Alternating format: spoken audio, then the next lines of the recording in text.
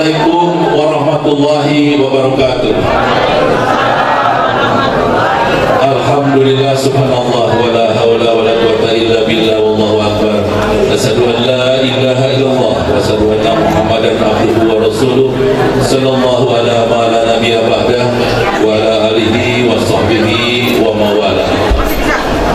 Puji dan syukur kehadirat Allah Subhanahu wa taala yang telah memberikan kenikmatan kepada kita, nikmat sehat, nikmat iman, nikmat berkesempatan.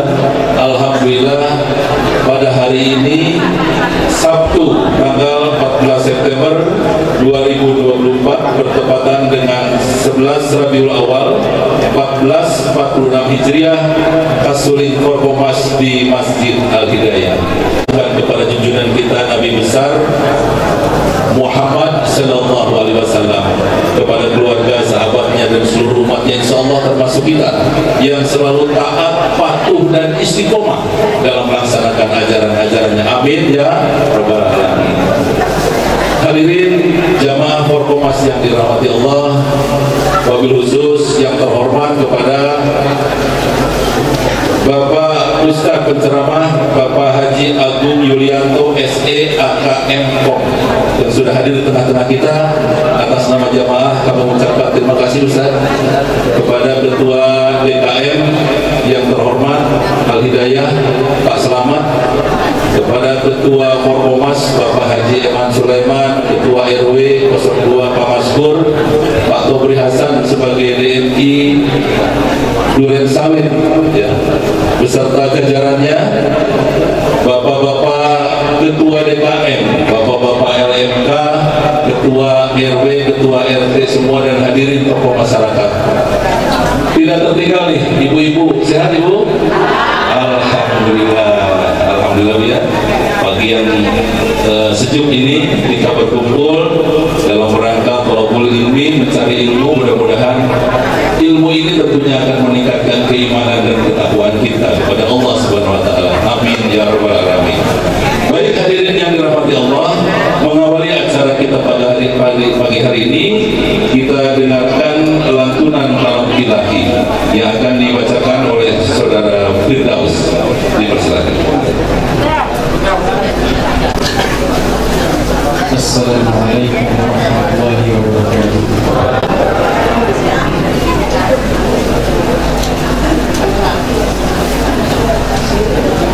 أعوذ بالله من الشيطان الرجيم. بسم الله الرحمن الرحيم. قال إني عبد الله آتاني الكتاب وجعلني نبيا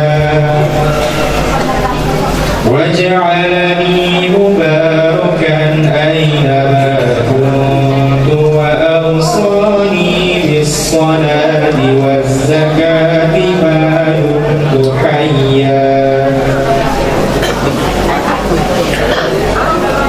وبرا بوالدتي ولم يجعلني جبارا شقيا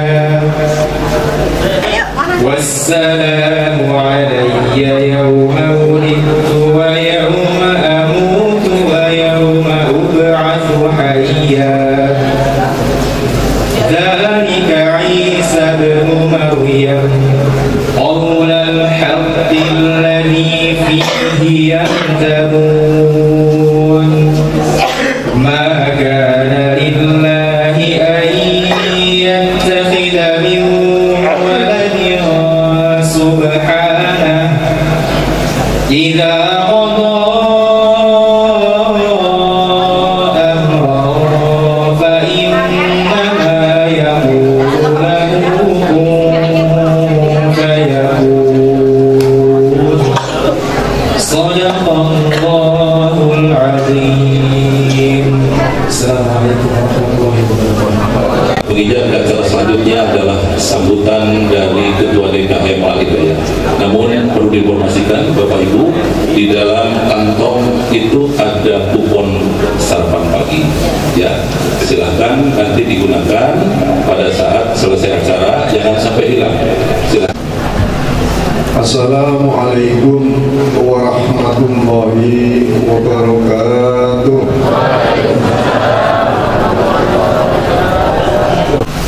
Wa yadhillu fala mudilla wa la yudhillu fala hadiya lahu. Asyhadu an la ilaha illallah wa asyhadu anna Muhammadan abduhu wa rasuluh.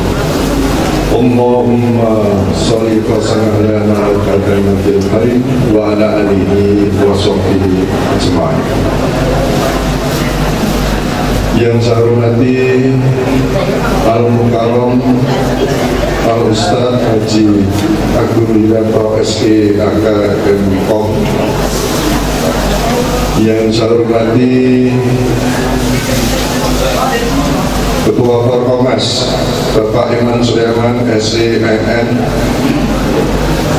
yang saya hormati Bapak Topir Hasan yaitu GMB Duren Sawit, para tokoh masyarakat sepuh, bil khusus Bapak Erwinita, Bapak Maskur beserta stafnya, hadirin undangan sekalian, ibu-ibu, tidak akan disebutkan satu persatu namun tidak mengurangi rasa hormat serta takdim saya pada Bapak, Ibu dan saudara sekalian. Di dalam kesempatan yang berbahagia ini tentunya marilah kita banyak memanjatkan puji syukur kehadirat Allah SWT. Alhamdulillahirabbil alamin, bahwa di dalam pagi yang cerah ini Allah menggerakkan hati kita, melangkahkan kaki kita untuk datang ke Masjid Al-Hidayah ini untuk melaksanakan, yaitu mengikuti kajian konseling. Mudah-mudahan tentunya langkah-langkah kita dari rumah hingga tempat ini dicatat di sisi Allah sebagai amal perbuatan baik dan menggugurkan dosa-dosa yang ada pada diri kita. Kita dengarkan kata sambutan dari Ketua Umum Forkomas Forum Komunikasi Masjid Se-Malakasari kepada yang terhormat Bapak Haji Iman Sulaiman SENN, dipersilakan. Assalamualaikum warahmatullahi wabarakatuh. Ar-Rahman Al-Amal Quran Khalaqal Insan Al-Hidayah. Subhanaka la ilma lana illa ma 'allamtana innaka antal hakim. Subhanaka la ilma lana illa ma 'allamtana. Rabbi zidni ilman warzuqni fahma. Memfasilitasi acara ini Ustaz Stafnya di lingkungan RT 01 Pak Sadim, juga Duta Pak Selamat yang telah menyediakan segala sesuatunya dari semalam yang begitu sibuk, serta para donatur di lingkungan RT 1 Kampung Comot. Mudah-mudahan amal ibadahnya diterima oleh Allah Subhanahu wa Ta'ala. Juga terima kasih pula yang telah kepada pengarah acaranya, yaitu Pak Agus, yaitu dan Gus Eksis di Forkomas sebagai MC yang tidak asing lagi, dan didorong oleh Pak LMK, Pak Soedi dengan Pak Maskur, Pak RW, ulama dengan umaran yang begitu sinergisnya, sehingga walaupun kecil tapi benar-benar nyaman, sehingga terselenggara dengan baik. Pak RW, Pak Soedi, terima kasih baik. Mudah-mudahan Pak RW dalam berada di Allah Subhanahu wa Ta'ala yang telah membina dari tiga masjid dari sini. Jadi masjid Arif Rahmahid, masjid Ahmad Izin dan Hidayah. Itulah binaan daripada RW 02. Terima kasih Sari, Habib Hussein, hadir semuanya dari DNI Sabang, serta pengurus Muhammadiyah dan pengurus dari PBNU Sentinel selalu hadir juga ini. Begitu suksesnya organisasi kita di Forkomas, mudah-mudahan mengajak para majelisnya, insya Allah nanti akan kita laksanakan di bulan November. Ya, nanti kita represi dengan bapak-bapak itu alam di bulan November. Tahun ini kayaknya asal tidak yang saya tidak sebut satu-satu namanya, tidak mengurangi rasa hormat untuk saya. Ajak terus sekali lagi jamaahnya. Ada beberapa informasi yang perlu saya sampaikan. Pertama, yang tadi saya informasikan nanti kita ada program. Dua, Forkomas berada di Masjid Al-Tauhid di Wijaya. Ada pengurus Masjid Al-Tauhid. Selanjutnya mari kita simak ya, tausiah yang akan disampaikan oleh Bapak Ustadz Haji Agung Yulianto, SE AKM Pom, dengan tema pentingnya kepemimpinan dalam Islam. Bismillahirrahmanirrahim. Assalamualaikum warahmatullahi wabarakatuh. Kurang semangat ibu, ulangi ya. Assalamualaikum warahmatullahi wabarakatuh.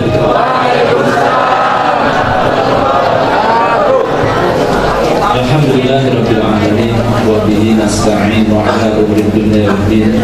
Wassalatu wassalamu ala asyrafil anbiya'i wal mursalin sayyidina wa maulana wa syafi'ina Muhammadin wa ala alihi wa sahbihi ajma'in. Amma, menyampaikan rasa hormat kepada Ketua Forkomas Bapak Eman Sulaiman, Sahibul Baik Bapak Haji Slamet, kemudian segenap pimpinan Ormas di Malakasari, ketua-ketua DKM yang luar biasa, dan ketua RW, ketua RT, serta jamaah Forkomas, ibu-ibu yang hebat-hebat semua dan insya Allah dicintai Allah Subhanahu wa Ta'ala.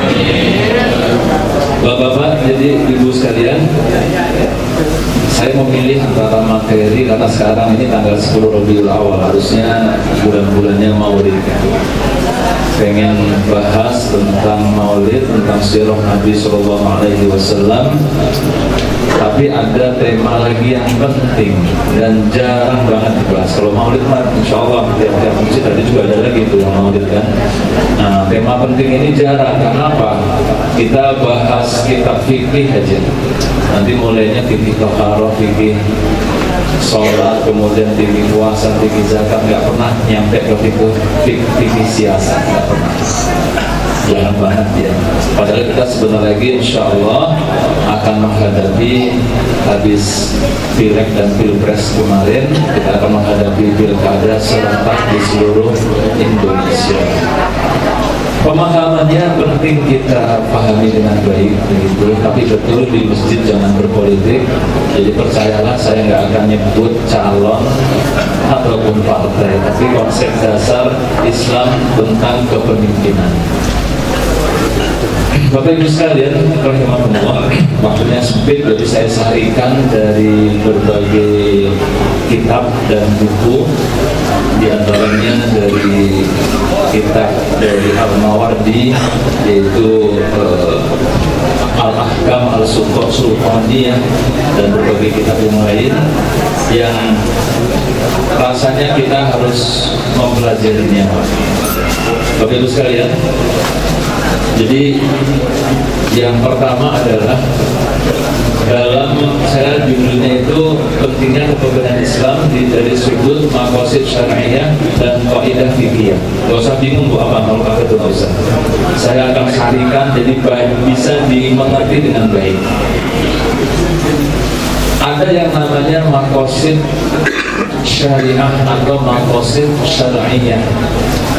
Ini dalam, kalau para ulama di DSN, di Majelis Ulama Indonesia, ketika mengambil sebuah hukum, maka salah satu dasar dalam ijtihad pengambilan hukum itu adalah maqasid syariah. Apa maksudnya maqasid syariah? Maksud dari syariah. Kalau kita belajar ekonomi dulu, ada kebutuhan primer, kebutuhan sekunder, kebutuhan tersier, ya, paham ya? Nah, dalam maqasid syariah itu ada namanya dzaruriyah, ada tahsiniyah, ada ihsaniyah, tahsiniyah, dzaruriyah, hajiah dan tahsiniyah. Dzaruriyah seperti kebutuhan primer yang harus ada. Inilah maksudnya dari syariah itu turun. Yang paling dzaruriyah jadi bahasa Indonesia darurat, padahal artinya sama. Kalau darurat itu apa? Kalau bahaya keluar. Tapi kalau dzaruriyah dalam bahasa Arab maknanya sesuatu yang wajib ada, kalau nggak ada maka nggak ada kehidupan. Baik, dzaruriyah ada al-khamsah, ada 5. Inilah nanti kita lihat maksud dari syariat itu ada 5, yaitu urutannya pun nggak boleh kebalik, karena nanti dalam pengambilan hukum urutannya itu mempengaruhi, yaitu hifzuddin, kemudian hifzun nafas, hifzul akal, hifzul nasl, dan hifzul mal. Jadi syariah yang Allah turunkan semuanya Bapak Ibu tujuannya menjaga agama. Nah ini baru bisa dipahami, menjaga agama, menjaga jiwa. Yang ketiga adalah menjaga akal. Yang keempat menjaga keturunan. Dan yang kelima menjaga harta kita. Contoh Bapak Ibu sekalian, kenapa khamr dilarang? Untuk menjaga apa dari 5 ini? Menjaga akal. Karena kalau orang minum khamr hilang akal. Itu yang larangan. Kalau yang perintah, kenapa diperintahkan untuk belajar dari liang ayunan sampai liang lahat? Untuk apa? Hizul mana? Akal juga. Kenapa LGBT dilarang? Keturunan, hizul nasab. Jadi nggak main-main. Kita kalau ke Eropa Barat orang udah nggak mau kawin, ya anaknya nggak pada punya anak. Sama di mana di Thailand Utara sama itu. Kalau pada yang transgender dan di kelamin, ya itu melanggar fitrah manusia. Semuanya begitu. Apalagi kenapa ada larangan, ada perintah untuk hukuman seperti kisos untuk menjaga jiwa dan harta. Hifzul nafas dan hifzul mal. Kenapa ada larangan judi online? Mau bahaya sekarang merebak nih, judi online di mana-mana. Ya, ilegal semua aja judi online. Hifzul mal. Kenapa? Perintahnya ada perintah untuk sedekah, ya, melarang riba, hifzul mal. Perintah sedekah, hifzul mal. Jadi seluruh syariah itu tujuan yang paling dzaruriyahnya adalah 5 ini. Biar kita hafal, ulangi lagi Bapak Ibu ya. Pertama apa? Hifzuddin. Terus, dua-duanya apa satu? Ini bagus. Oke. Pertama apa? Hifzuddin, menjaga agama. Yang kedua adalah apa? Wih, ibu-ibu keren. Hifzul nafas, menjaga apa? Jiwa. Yang ketiga hifzul akal. Hifzul akal, menjaga akal. Yang keempat hifzul nasl. Yang nun sin lam, nasl, menjaga keturunan. Yang kelima hifzul mal, menjaga harta. Baik. Maka Bapak Ibu sekalian, coba perhatikan 5 maksud dari syariah ini. Apakah mungkin tanpa kepemimpinan, tanpa adanya kepala, baik itu kepala negara maupun kepala daerah? Mungkin tidak. Menjaga agama, waduh, kalau nggak dijagain bisa terjadi pertumpahan darah antar pemeluk agama. Kita nggak bebas beribadah, akhirnya dengan penuh ketakutan. Apalagi pendidikan nggak mungkin bisa terwujud. Pendidikan, alhamdulillah Bapak Ibu, saat ini di Jakarta sudah disahkan perda yang menggratiskan pendidikan buat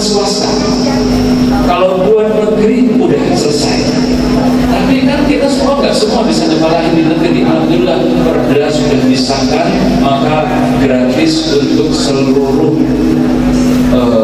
sekolahan swasta maupun negeri. Kemudian kemarin agak susahnya ketika buat madrasah ibtidaiyah, sanawiyah dan aliyah, karena itu bukan di Pemda, itu adanya di Kemenak. Alhamdulillah sudah ada solusinya, gampang, kita kasih hibah saja kepada sekolah-sekolah tersebut dari Pemda.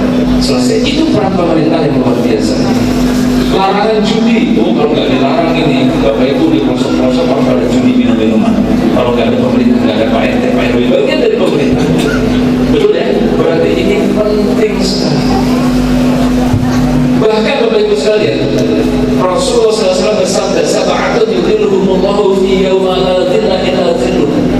Ada 7 golongan yang Allah kasih naungan pada hari yang tidak ada naungan melainkan naungannya. Dari 7 golongan siapa yang paling keren? Siapa yang paling pertama? Al-Imamul Adil, pemimpin yang adil. Bahkan dalam Sunan Baihaqi disebutkan bahwa yaumun, satu hari, min imamil adil, dari seorang imam yang adil, memimpin dengan adil, khairun min ibadati sittin, lebih baik daripada ibadahnya seseorang selama 60 tahun. Jadi itu dikatakan juga oleh sahabat, dia mengatakan bahwa saya lebih mencintai satu hari memberikan kemaslahatan sebagai pemimpin yang adil daripada sholat sunnah 50 tahun di rumah. Jadi ini bukan babnya, bukan bab yang main-main, ini penting sekali Bapak Ibu sekalian. Sehingga kita bahas pada saat ini. Bapak Ibu suka pergi safar nggak? Tadi mau kemana tuh Ibu? Kemana misalnya? Nah, ke Puncak. Oke, itu kan rombongan banyak, udah pasti ada pemimpin rombongannya yang ambil safarnya udah pasti ada. Tapi sekarang Ibu mau ke Jawa, mau jalan bertiga, berempat, mau kemana? Ke Subang, harus ada pemimpinnya kan? Harus. Dan kaidah fikihnya, kalau ada perintah tidak ada keterangan, maka hukumnya wajib. Apa perintahnya? Rasulullah SAW dalam hadis sahih bersabda bahwa idza kharaja salasatun fi safarin, kalau di antara kita ada 3 orang aja, 3 orang yang keluar buat safar, buat perjalanan, maka al-yu'amiru ahadakum, maka kita harus menunjuk satunya sebagai pemimpin. Berarti pemimpin itu merupakan sebuah kemutlakan. Kalau enggak ada kehidupan berarti itu. Coba percaya nggak kalau saya katakan, kalau nggak ada pemimpin, nggak ada kehidupan. Pak RT aja nggak ada Pak RT, siapa yang ngurusin sampah? Siapa yang ngurusin keamanan? Siapa yang ngurusin kalau warga bertengkar? Repot. Jadi kepemimpinan ini merupakan sunnah kauniyah. Bapak Ibu lihat gajah, ada pemimpinnya nggak? Semua. Makanya dia rapi, berbaris, ada yang ngurusin makan, ada yang ngurusin ratunya, ada pemimpin. Sehingga kepemimpinan ini bukan hal main-main, bukan hal yang ecek-ecek. Sampai begitu sekalian seorang ahli sejarah mengatakan bahwa Rasulullah SAW wafat hari apa? Hari Senin. Tapi Rasulullah dikuburkan hari apa? Rabu. Baru hari Rabu dikuburkan. Nah, Senin, Selasa, Rabu itu para sahabat berkumpul memikirkan satu urusan yang sangat penting sekali, yaitu siapa pemimpin Rasulullah. Bukan rebutan. Mereka pada nggak mau, tapi harus ada pemimpin. Kenapa? Oh, kalau nggak ada pemimpin, pada lepas itu daerah, pada memberontak, pada nggak mau tunduk, pada pembangkangan. Itulah pentingnya kepemimpinan. Jadi kita sekarang sudah paham Bapak Ibu sekalian, dan di sini dikatakan bahwa hampir seluruh imam dari Al-Mawardi dalam kitab Al-Ahkam Al-Sultaniyah itu mengatakan bahwa artinya saja, dan mengangkat pemimpin untuk menunaikan kepemimpinan itu di tengah umat adalah wajib. Jadi hukumnya wajib menurut ijma para ulama. Demikian juga Imam An-Nawawi, Imam Al-Qurtubi, Imam Juwaini, Imam Ibnu Hazm, semuanya mengatakan bahwa wajib kita memperhatikan kepemimpinan. Sehingga kalau si imam pahalanya satu hari saja memimpin lebih dari ibadah 60 tahun, maka kita yang mensukseskan proses suksesi kepemimpinan ini pahalanya juga pasti besar sekali. Sehingga kita serius nanti menghadapinya dan berharap bahwa kepemimpinan kita nanti akan berhasil, dan di Jakarta ini terutama dipimpin oleh pemimpin yang diridhoi oleh Allah Subhanahu wa Ta'ala. Saya kasih bocoran dikit Bapak Ibu sekalian, informasi intelijen ya, bahwa ini nggak apa-apa saya ngomongin luar negeri ya, yang concern sama Indonesia bukan cuma Amerika, bukan cuma China, Singapura itu paling concern, karena Singapura takut banget Indonesia itu akan besar, nanti dia dicaplok dan nggak bisa lagi ngerjain kita. Yang bikin Singapura kaya siapa? Kita, uang kita pada di sana. Kita akan mengelola satu pelabuhan yang besar saja menghadang Singapura habis. Maka dia betul-betul sangat concern dengan kita.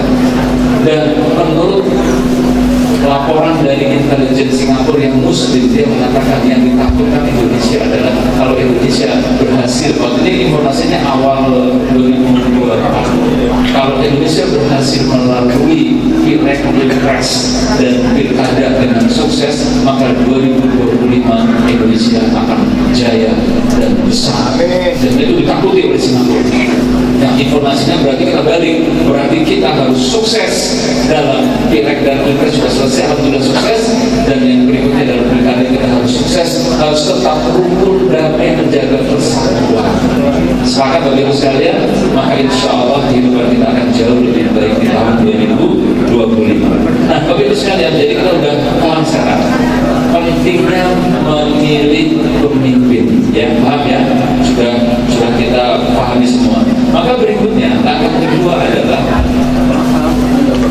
bagaimana kita memilih pemimpin. Nah, pemimpinnya seperti apa? Bapak Ibu sekalian, ada namanya kaidah fikih. Kaidah fikih itu adalah kaidah, berarti rangkaian kata yang singkat, yang mudah diingat, yang digunakan untuk memutuskan hukum dalam istinbat hukum. Banyak sekali kaidah-kaidah fikih. Nah, diantaranya adalah berarti kalau apa yang dipakai buat politik, buat kepemimpinan. Sekarang kalau ada 3 calon pemimpin, ada 4 calon pemimpin, ada 5 calon pemimpin, kita pilih yang mana? Apa kaidahnya? Kaidahnya adalah diantaranya takdimul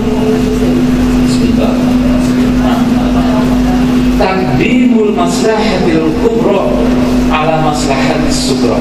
Kita mendahulukan, mengutamakan pemimpin yang maslahatnya lebih besar dari maslahatnya kecil. Atau dalam bahasa yang lain, dalam kaidah yang lain ada takdimul mafdul anil fadil, atau takdimul mafdil anil fadil, mendahulukan yang terbaik daripada yang lebih baik, dan mendahulukan yang lebih baik daripada yang baik. Dia ada tingkatannya, sehingga kita lihat nanti di antara pemimpin ini mana yang lebih mufdil. Mufdil itu terbaik. Kayak kita ini soleh, mendingan soleh atau muslim, ini sama tadi, wazannya sama itu, mufdil muslim, fadil soleh. Kalau orang soleh Bapak Ibu, orang soleh itu kebaikannya buat dirinya sendiri, itu soleh. Tapi orang muslim, nah, Pak soleh, soleh itu kebaikannya buat diri sendiri, dia taat, itu soleh. Tapi orang muslim kebaikannya itu untuk orang lain. Jadi muslim itu derajatnya lebih tinggi. Sama dengan alim. Alim itu namanya isim fa'il. Isim fa'il, alim orang yang berilmu buat dirinya sendiri, ilmunya banyak dia. Tapi mu'lim berubah sedikit menjadi mu'alim. Siapa dia? Guru. Berarti dia ilmunya buat orang lain. Ada level yang lebih tinggi lagi. Nah baik, jadi kita cari yang paling ibadahnya paling baik, ilmunya paling banyak, skillnya paling cakep untuk memimpin Jakarta, gitu kan?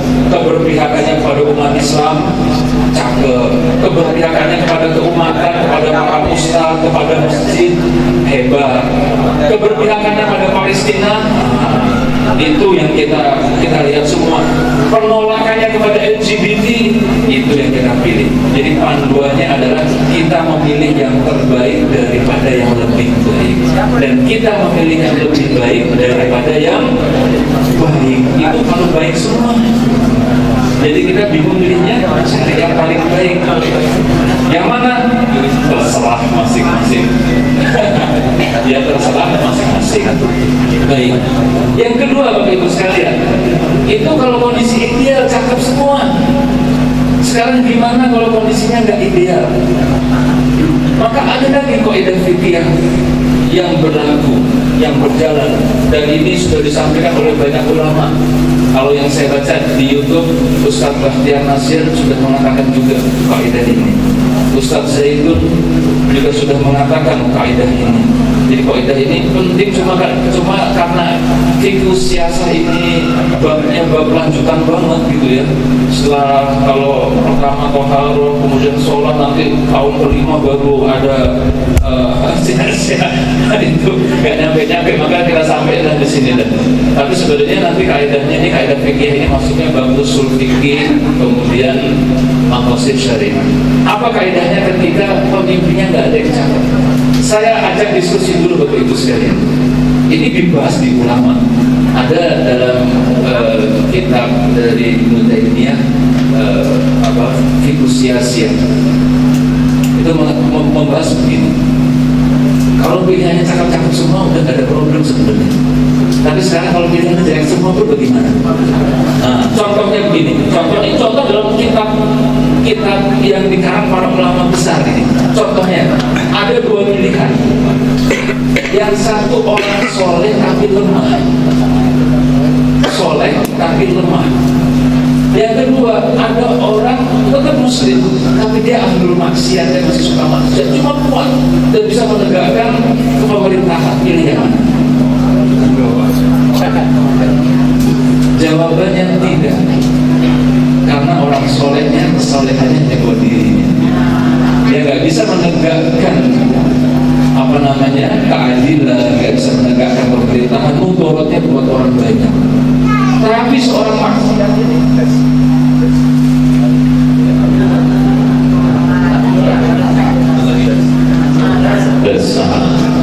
seorang yang tadi masih suka maksiatnya dosanya buat dia sendiri, tapi dia mampu memberikan maslahat bagi orang banyak. Jadi Bapak Ibu, kesimpulannya adalah dalam hal politik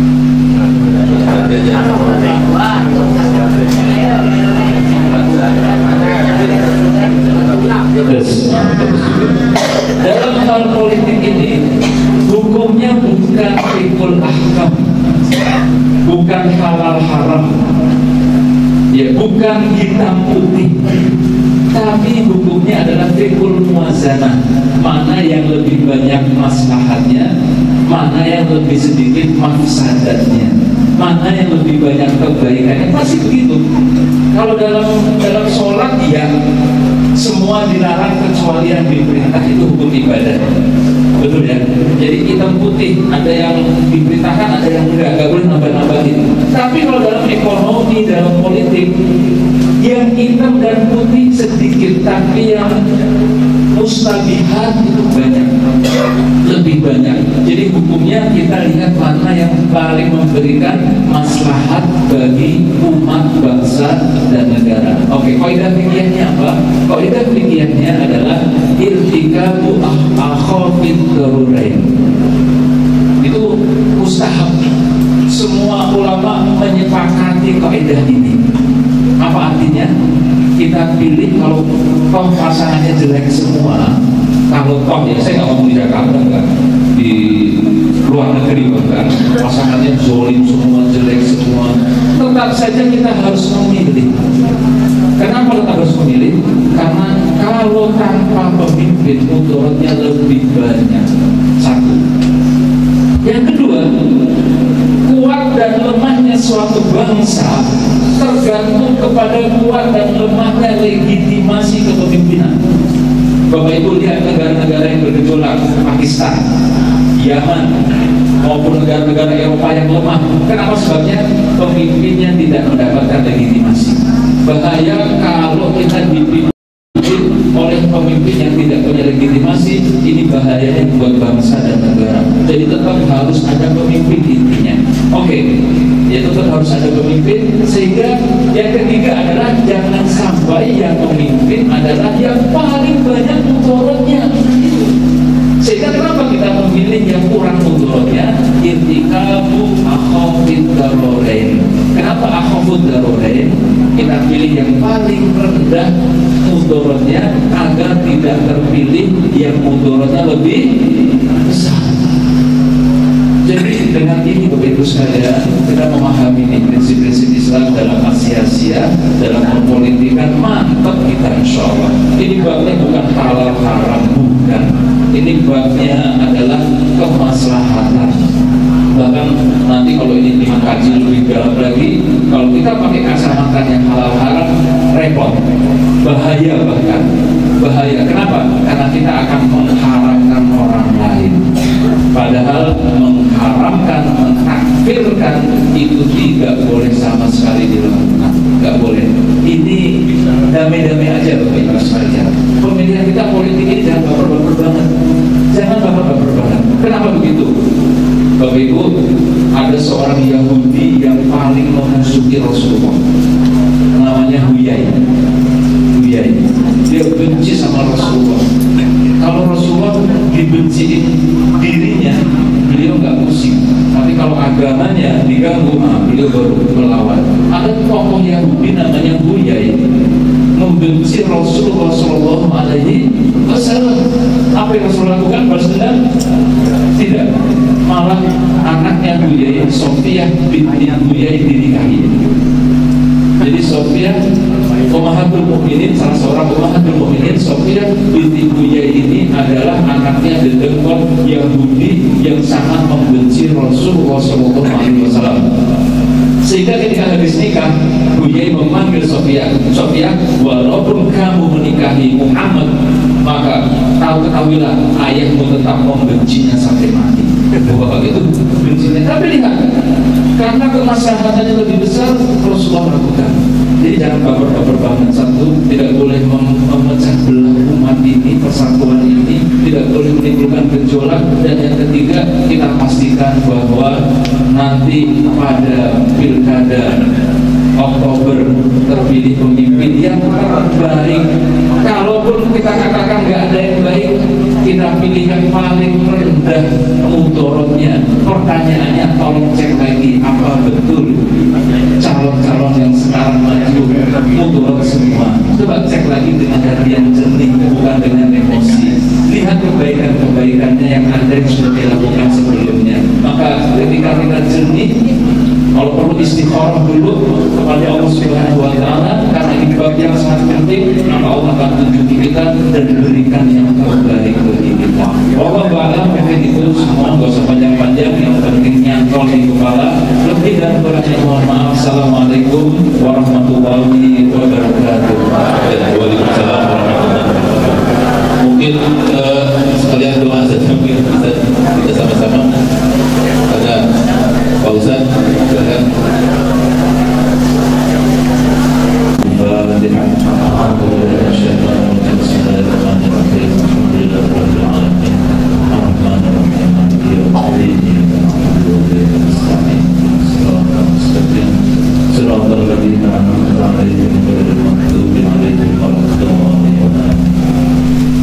Bismillahirrahmanirrahim. Alhamdulillahirabbil alamin.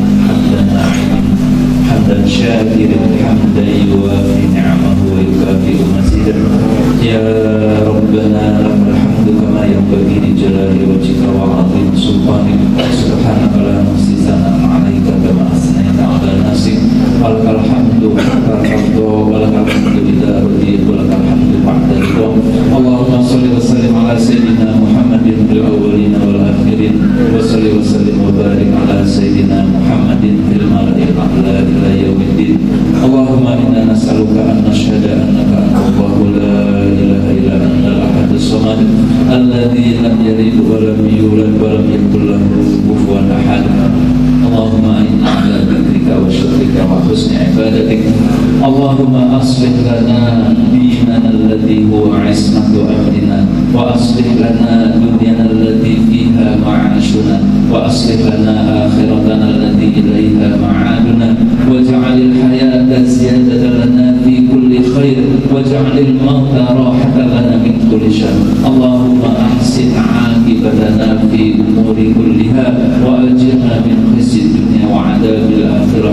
اللهم اقسم لنا من خشيتك ما تحول به بيننا وبين معصيتك، ومن طاعتك ما تبلغنا بها جنتك، ومن اليقين ما تهون به علينا مصائب الدنيا، ومتعنا بأسماعنا وأبصارنا وقوتنا ما أحييتنا، واجعله الوارث منا، واجعل شعرنا على من ظلمنا، وانصرنا على من عادنا، ولا تجعل الدنيا أكبر منا ولا مبلغ علمنا، ولا تسلط علينا من لا يخافك ولا يرحمنا. ربنا اغفر لنا ذنوبنا ولوالدينا وارحمهم كما ربونا صغارا. ربنا هب لنا من أزواجنا وذرياتنا قرة أعين واجعلنا للمتقين إماما. ربنا آتنا في الدنيا حسنة وفي الآخرة حسنة وقنا عذاب النار. وصلى الله على سيدنا محمد وعلى آله وصحبه وسلم. سبحان ربك رب العزة عما يصفون، وسلام على المرسلين، والحمد لله رب العالمين. Cukup ya? Dapat semua? Agungkan asma Allah takbir. Allahu Akbar. Orkomas takbir. Allahu Akbar. Masjid Al-Hidayah takbir. Allahu Akbar. Alhamdulillah. Allah. Tinggal makan sayur ya? Habis.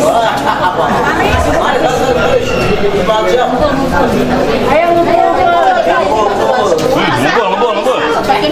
Ya, buka megang untuk sayur juga kali. Masuk YouTube deh aja. Inilah ibu-ibu majelis taklim Masjid Al-Hidayah yang bekerja malam, siang, pagi, sore, full. Kekompakannya insya Allah jadi amal ibadah. Sukses buat ibu majelis. Assalamualaikum. Takbir dulu. Lagi. Terima kasih. Siap.